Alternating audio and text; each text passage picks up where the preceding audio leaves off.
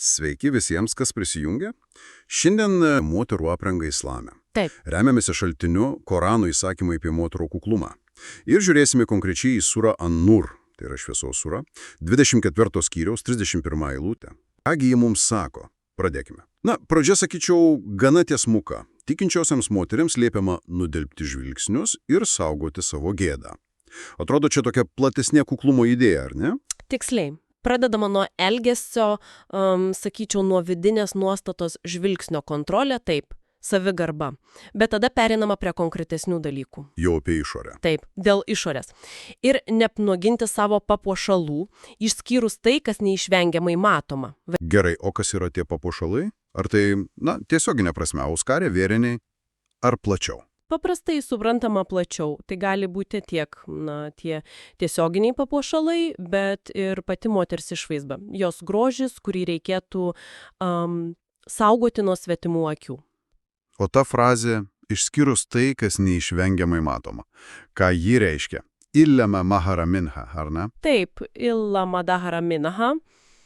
Ji išties įdomi, jos interpretacijos šiek tiek skiriasi tarp mokslininkų, bet dažniausiai manoma, kad tai apima veidą ir plaštakas. Rankas. Taip, rankų plaštakas, galbūt tai, kas matosi tiesiog kasdienybėje, dirbant, veikiant.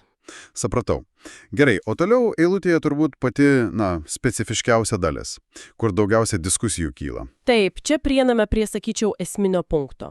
Ir te užmeta jos savo galvų apdangalus, humorichina, ant savų krūtinių, jujubichina. Šitie arabiški terminai yra labai svarbus. Humorichina ir jujubichina. Būtent, humor yra žodžio himar daugiskaita. Himar reiškia galvos apdangalą, skarelę, o jujub reiškia krūtinę. Tiksliau iškirptė krūtinės sritį. Tai reiškia, nurodymas yra ne tiesiog dėvėti galvos apdangalą, kas galbūt buvo įprasta. Gali būti. Bet čia nurodoma konkrečiai. Bet konkrečiai juo pridengti ir krūtinės sritį. Tiksliai taip.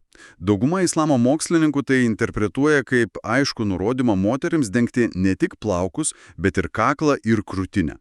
Ir tam panaudoti jau egzistuojančią drabužio elementą, tą himar. Logiška manyti, kad galvos apdangalai buvo dėvimi ir iki tol, bet galbūt, ne visada taip, kad dengtų krūtinę. Gal laisviau rišami? Labai tikėtina. Šis nurodymas tarsi patikslina, kaip tas apdangalas turėtų būti naudojamas siekiant kuklumo. Va čia darosi įdomu, eilutėje toliau pateikiamas visas sąrašas žmonių, kuriems moteris gali rodyti savo papuošalus. Ir tas sąrašas gana ilgas atrodo. Taip, jis tikrai nemažas. Ir jis labai aiškiai apibrėžia artimiausią socialinį ratą, vadinamosius mahram. Mahram, kas tai? Tai vyrai, su kuriais moteris negali tuoktis dėl giminystės ar kitų artimų ryšių. Tai jos vyros, tėvas, uošvis, sūnus, posūniai, taip pat broliai, sūneniai iš brojo ar sesers pusės. O dar minimos ir moteris.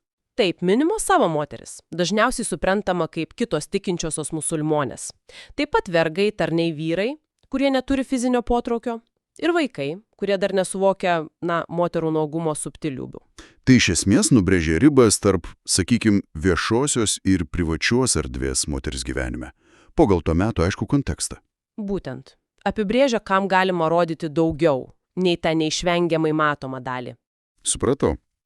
O tada eilutė vėl grįžta prie elgesio ir tegul jos netrepsio kojomis, kad atkreiptų dėmesį į paslėptus papuošalus. Šitas skamba, kaip čia pasakius, šiek tiek paslaptingai. Ką tai galėtų reikšti? Tai manau puikiai iliustruoja, kad kuklumas arba hijab plačiaja prasme islame apima ne vieną aprangą. Čia kalbama apie subtilesnius dalykus. Vengti dėmesio. Taip, vengti veiksmų, kurie galėtų bereikalingai atkreipti dėmesį į moters grožį ar jos puošmenas, net jei jos yra paslėptos po drabužiais.